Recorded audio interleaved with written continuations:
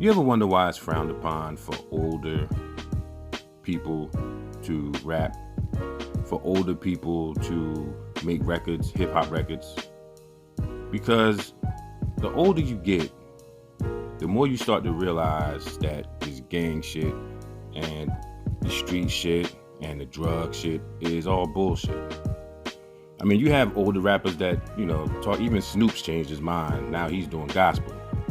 But you have some older guys who still talk that silly shit, but for the most part, you can't see an older rapper. You can't see let's say a Rakim or a Jadakiss or a Black Thought or a Pharaoh Monch.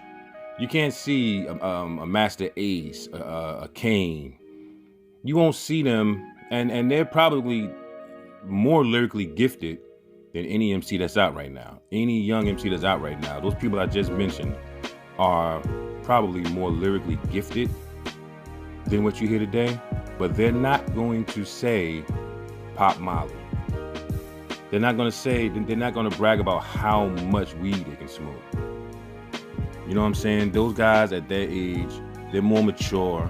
They're not going to talk about guns and drugs and violence and bitches. They're not going to do that. And one other thing they're not going to do is talk about and glorify gang culture. They're not going to do that either. You know what I'm saying? Like I said, you have your older ones. Even Snoop. I mean, Snoop talks about it every once in a while, but Snoop's already established. He came up as being a gang member. Snoop is one of the ones that they've accepted. And he's stuck with it, even though, like I said before, he's trying to get away from all that stuff now. But, Snoop he's been there already. Anybody else, you can't get away with that. No older rapper can get away with that. They're not going to do it. It wouldn't come across as genuine. They're not going to do it. The reason I'm bringing that up is because, as of late, we all know about Cardi B, who's a certified blood gang member. We all know about her and her back and forth with the Crips because of the fur that she wore. And she said that she hates flu, which is a derogatory term towards Crips. She said she hates flu, but she couldn't pass up the mink. So since then, she's been going back and forth with them, and it's been a thing. And, people are worried about her safety. And this is her response. And we're going to read the article. This article is out of kissy.com. I'm sorry, kissydenise.com. We're going to read this article, and then we're going to talk about it a little bit after. Cardi B speaks. I'm a certified member of the Bloods gang, and I'm ready to die for my colors. Now, that in itself is very, very telling. That in itself is very, very sad, immature, and just something that anybody who has any sense is not going to say. Willing to die for a color. And this is why these record execs allow these kind of things. They allow these. You wonder why the people that's in hip hop now are even allowed to make and say that make the music and say the things that they say. It's because we are willing to die for something as simple as a color. The more of ourselves that we get rid of, the less that they have to worry about. The less that they have to worry about. This is an entire generation. Yeah, maybe an entire 2 generations that's been affected by this kind of talk. That one statement right there is why they allow these young people, the people that's making music right now, that's why they allow that type of music to be made. So we can keep that mindset.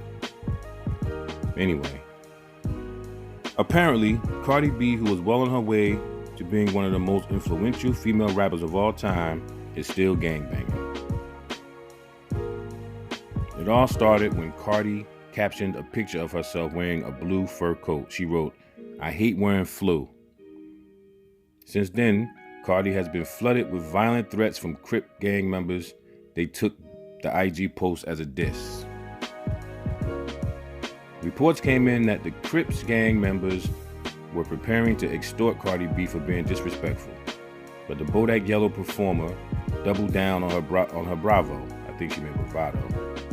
She explained that she's been banging blood since she was 16 years old. Then she told fans that rather than leaving her gang, they may as well kill her. Now the 3 LA nightclubs where she's appearing for NBA All-Star Weekend are forced to hire armed security guards along with uniformed cops. According to TMZ, all 3 clubs are sister clubs owned by the same company.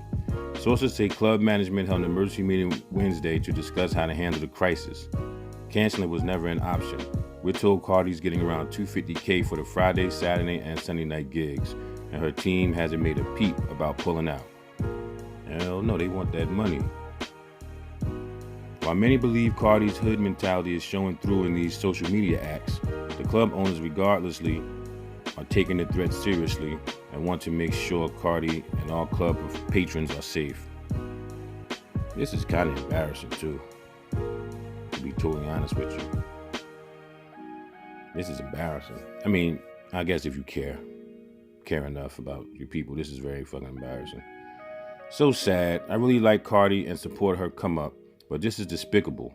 However, we must of course wait and see how popular this makes her. Cardi recently appeared in an ad for the new Amazon Echo, so gangbanging doesn't appear to be scaring away potential advertisers. Hell no. Her net worth is currently $4 million. That's a long way from the stripper's pole. Perhaps it's time for Cardi to redo Bodak Yellow with the line, "I don't gangbang, now I make money moves." It's nearly impossible for her to keep this behavior up without it eventually affecting her bottom line. I disagree with that too, because like I said, these people are paid. These people are well paid. They pay these people well to influence our children. They pay these people well to put a black eye on our community. These people are well paid. These rappers are well paid to influence our children, to paint a certain picture of our community. That's what they're paid for. That's what they're paid for. That's why earlier I said it's frowned upon to be a rapper of any age. They don't allow older rappers to make records because it's not that they're not hot. It's not that they're not lyrically gifted, but they would go away from the narrative that they're trying to present, or that they have been presenting and that they want to keep presenting to the world. That we are savages. We're gangbangers. We're drug addicts. We disrespect our women. That's the narrative that they want to keep, and you're not going to get an older rapper to say that. It's not going to happen. So that's why it's frowned upon to be an older person and in hip hop. No matter how hot you are, they're not going to allow that because they want the younger guys who are going to influence our youth the way that they want them influenced. Remember when rap first started, rap was pretty broad. You had a lot of different kind of rap. And once they saw the influence that rap had on our youth, it was time to get rid of the positive rap. It was time for PE to go sit down somewhere. It was time for X-Clan to go sit down somewhere. You know what I'm saying? The group that made Tennessee. I can't remember the name right now, I'm sorry. He was just in the news too because he the one that tweeted the picture about Jay-Z and Puffy and all the millionaires. Oh man, I can't remember the name of that group. Arrested Development. It was time for all of them to go sit down some damn where because that's not what they wanted to promote. They saw how it influenced our youth. See, nobody that listened to Arrested Development on a regular basis was going to jail every day. Was going to jail. The people that listened to the NWAs of the world and whatever other gangster group was out back then, those were the people that they wanted to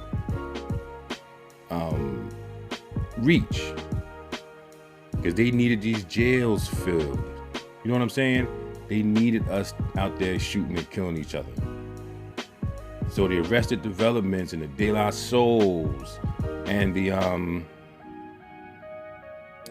X-Clans, who else? PE. Those groups kind of fell to the wayside. I mean, PE went on for a while, but PE, first of all, he was on Def Jam, which was a super duper major label. Second of all, he did a lot of stuff with Spike, so he remained relevant a lot longer than the rest of the guys.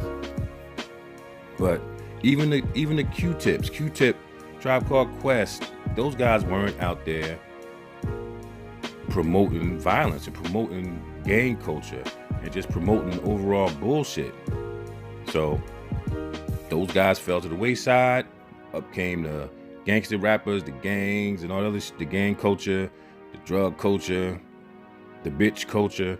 All of that came up. Anybody that wasn't talking that shit fell off. And this is why. So we can still have this same mindset that we have today. So that's my opinion on the whole Cardi B blood crip thing. Do me a favor, leave your comment in the comment section. Like, subscribe, share, leave a comment. And I'll catch you in the next video. All right, peace.